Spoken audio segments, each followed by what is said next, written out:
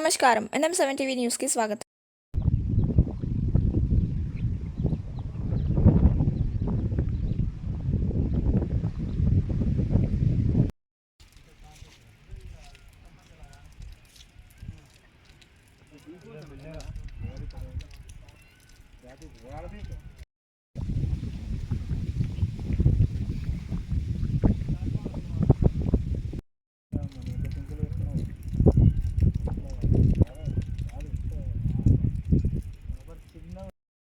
నా పేరు బచ్చు రాము, వనపర్తి బీజేపీ వనపర్తి పట్టణ శాఖ అధ్యక్షుడిని.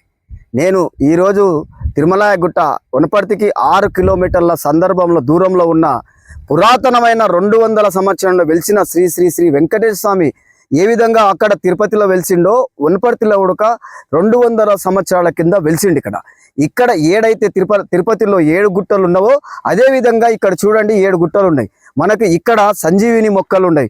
ఎన్నో రకాలుగా వనపర్తికి మనకు మచ్చు తునక లాంటి 2 ఉన్నాయి గుర్తింపులు. ఒకటి వనపర్తి పాలిటెక్నిక్, రెండోది తిరుమలగుట్టను మనం పర్యాటక కేంద్రంగా ప్రకటిస్తే మనకు దాదాపు దానిపైన 400-500 కుటుంబాలు మంచిగా మనం బ్రతుకుతాయని చెప్పి ఒక సన్నివేశంగా ఒక విధంగా తెలుపుతున్నాం ప్రజలకు.